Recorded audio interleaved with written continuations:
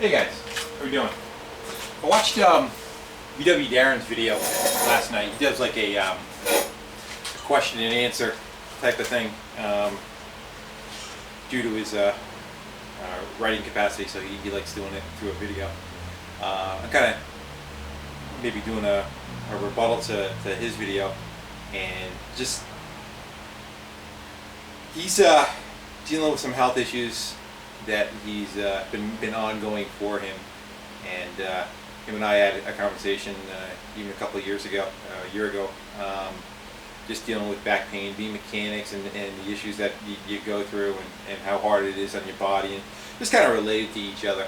And him and his family have been real nice to me, along with everybody else. With knowing that I just went through surgery and I came out the other end of it. A lot of people gave me advice, just watch it, don't push it, let your body heal. And I heeded that advice, and I gotta say I did come out of it. I seem to have come out of it quite well. I'm happy with how things went down. It's very hard when you're a mechanic and you're a mechanic because you like being one. It's kind of like an addiction that you need to go out and create or repair things with your hands, or as a friend of mine and I kind of call it, polishing a turd. You get something that's just looks like hell or shit for free, or cheap money, and you can see what you want to make out of it, and you clean it up, and at the end of it you have a before and after, and you feel good about what you did. It's a high. It's, other people probably feel the same thing with other aspects of what they're into, but for the guys who like turning wrenches or painting, that's the draw for it. Having said that, I had a lot of time to think over the last couple of months that your mind kind of runs away with you as far as, do I change what I'm doing? Do I get out of it and say, look, my body's starting to fall apart. I can't keep doing this for the rest of my life. Should I try doing something else? Will I be happy doing something else? Should I reinvent myself maybe? And all that stuff is legitimate as far as how you feel and what you should or shouldn't be doing. I was the same way. Should I sell off everything I have in my garage? Should I just kind of get away from it? But I also knew on the other side of that if I tried doing that and went to a different job, I was offered a good job at an auto parts store, just selling parts, sitting behind a counter. But I know that is not what's going to make me happy.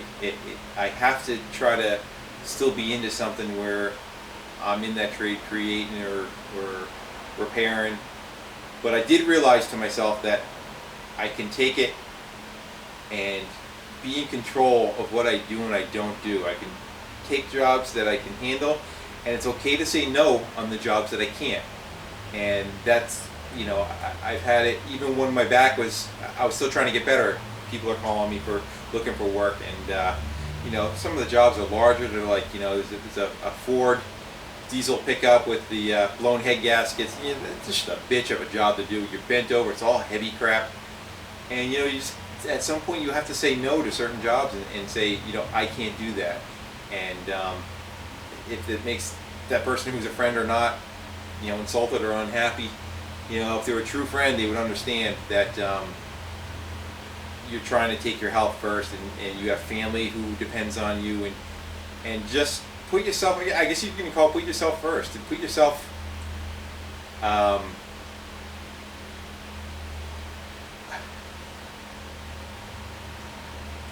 you got to take care of yourself, so that, I wouldn't say being first, but being able to take care of the other people around you, and to be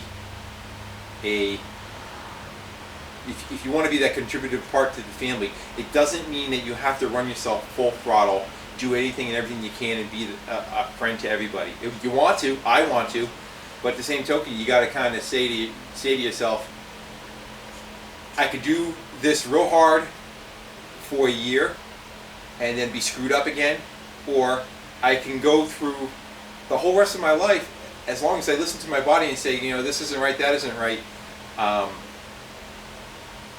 I got to back off here, I got to change here. And that's kind of what I'm doing. I'm looking at what I can do and just kind of take the jobs that I can handle and still be in the trade and be what I like doing. And a lot of that for me is I've just kind of switched over to like working on tractors and power equipment and the smaller stuff. Try to stay away from the big tractors, you know, the commercial stuff. There's plenty of work out there, even just doing the little things. And it's not as big of a toll on your body as trying to do the others. For myself, that's the direction I'm going to go. I'm staying away from, I'll do, if somebody wants brakes or exhaust, I don't find that all that hard. But as far as like, you know, pulling transmission, doing motors, doing big heavy welding stuff, I like doing the little stuff, but the big stuff, just kind of stay away from it. I worked in a metal fabrication shop, and the whole time I worked there, every day I went home, my back was sore. And I knew I was kind of skirting the limits of what I could do. And I was only doing it part-time, 2 days a week.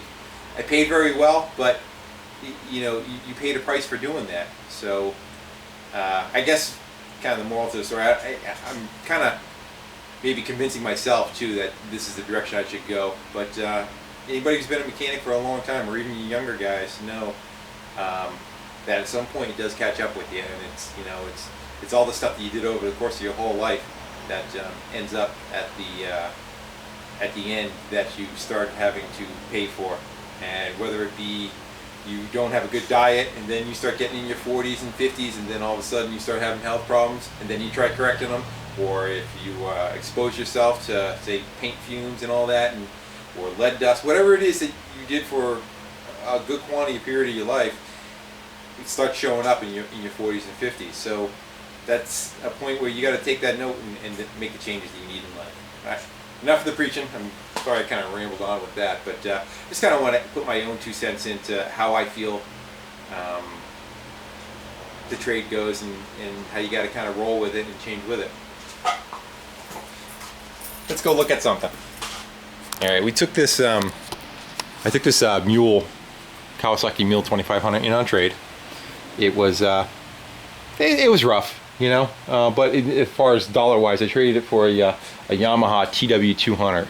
It's a fat tire dual sport street legal bike that I do have 2 of them, and the guy who took it, Donnie, was the only one who's ever ridden the other bike anyway, so now he owns it, and I don't have to maintain it and register it and insure it. This thing, it's like when you get something new, again, kind of going back to being a mechanic and liking what you do, it's that feeling of you got something new, you want to take it from ugly to, you know, you're looking to make a Cinderella out of it when you're done. So that drive makes you want to start knocking stuff out. And with this, I already did that all day yesterday. I got out here about 7:30 in the morning till 9:30 at night. I worked, except for going out to lunch. So pretty much 13 hours I did wrenching in the garage, and just loved it. It felt good to kind of get back in here and do the things that I love doing. But again, with reservations of what you're doing and trying to watch. We got the, we took the muffler off of this thing. It was pretty much gone. Half of it was not even there. But I cut her up. Let's see if we can show it in video. I know the light's kind of getting us. You can kind of see it. There's a big old patch in the center of it. It goes about 2/3 of the way around it. And rolled up some steel and welded that up on the bench and stuffed it back in. And here's what we got here. It's kind of what we cut. That's what we cut out of the center of it. So that's what we patched. So it's nice and quiet. And then I got this, he gave me this brush bar that came with it that we got for free. He got for free, rather. And we took that thing and we just started hacking and cutting that thing up to make her fit on this. And I think it came out pretty good. It's the front of this thing is ugly as sin. You know, I don't know, just without that bar in there, it really looks stupid. We gotta put some other lights on, it's too dark in here. But it was hit. The reason why it was free is it was probably on another car. They got in an accident and they just junked the thing. So it did get repurposed though, and had to knock 7 inches out of the center of it to get it shrunk up to the correct width of the machine. and there was a bumper that was on there, but it was all hacked up.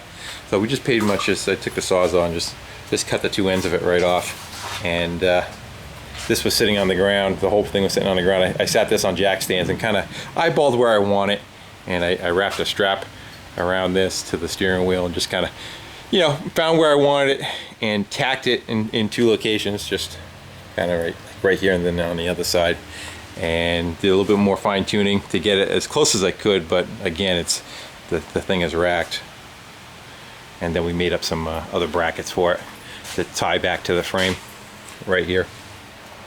This is a couple of exhaust clamps with the flat piece on top, so it still gives me the fact that I could take it off and be adjustable, because that other piece of the bumper unbolts. And you figure the energy comes down through here, and I get very close to where this is, and the frame is right under here. So this is a very strong point, as close as I can get to here, supporting this front brush bar. A lot of my the outsides float. I don't kind of like that, because if you go up against something, it tends to tuck those in pretty easily. As far as the center, what I usually do is when I'm shredding something down, I take a piece of tape, I wrap tape around them, and use that for my guide. Cut them with the Sawzall or the bandsaw, and knock 7 inches out of the center of them. And then to put them back together, I use the same material. I usually cut them down to about 3 inches long, and then I slice right down the center of them with a whiz wheel. And for me, I use like exhaust expanders, stick them on the inside of it, and what that does for you, it allows it to open more of a round type of thing, instead of you sticking a screwdriver in it and going like that. They kind of end up egging out on you. So you could also use just cones to drive them open. So that's what we did. Stuck those pieces in there. I put them all on one side, and then set the other piece next to it, and tap one back to the center, and just work my way down. Got them all lined up, and tacked them.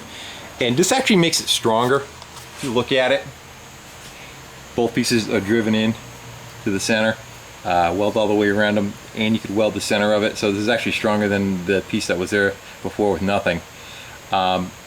It looks uglier, but you're able to kind of clean it up. And by doing, if you want it cleaned up, you can kind of do the same thing. Instead, you slice this, you slice it again, and you close it up, and then you could drive it on the inside of the pipe, and then weld the center seam, and then you plug weld and drill 2 holes in this stuff, and you would plug weld, and then kind of clean up with a grinder.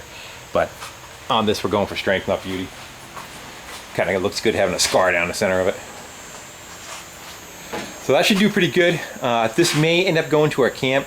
I'm a little leery about leaving stuff there that has any kind of value to it, because there's nobody there to watch it. But it would be a good candidate for there. The other thing it kind of needs is they got a dump body on this thing, but this has got to suck to use manually. The reason why I say that is, if you look at, like, see where the pivot point is, and there's only like one section underneath that, we'll call that a foot. And you look in front, there's 1, 2, 3 feet of material on the other side. So if you have, say well, a round number, you have 400 pounds in there, you have to lift 300 pounds up to get the thing to dump. It's kind of a shit setup. They should have went, in my opinion, it's almost in the center of it, just a little forward of center, so it kind of pivots on its center axis. Anyway, we may try to find a little hydraulic setup for this, a little electric hydraulic, a little electric cylinder or something like that to make this thing dump. Maybe some old plow stuff, whatever we can find at a yard sale. But for now, it could stay the way it is.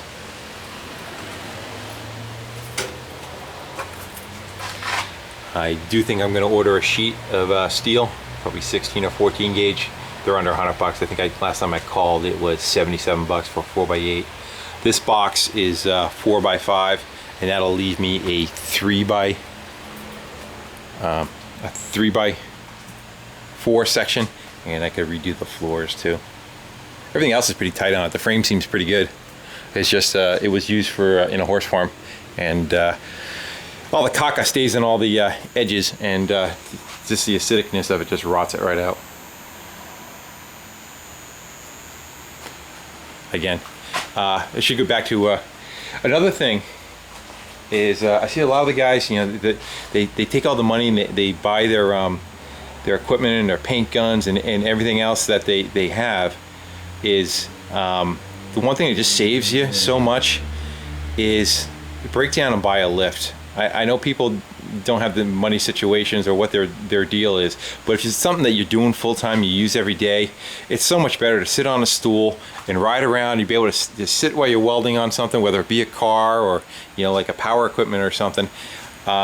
These two lifts are lifesavers for me, and if you keep an eye out on Craigslist or Kijiji, I think in Canada, they do pop up from time to time, more in the winter than they do in the summer. But they are available, and I think I paid $400 or $500 for that lift, and this one was like about the same thing, and it saves you so much as far as your health is concerned, and you know, not crawling underneath something, doing exhaust or doing jack stands, rolling the jack around. It just makes life so much easier.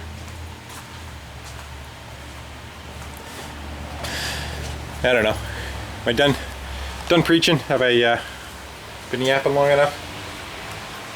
Alright guys, just want to say thanks for watching. I appreciate it. Appreciate all the comments, and hope everybody's health. I know when I went through everything that I was going through, a ton of people, a ton of outpouring as far as you know, get wells and people who are dealing with similar issues or worse, or you know, I feel for everybody. Once you go through that kind of pain, that kind of nerve pain, you know, you could break fingers, break your arm, break a foot.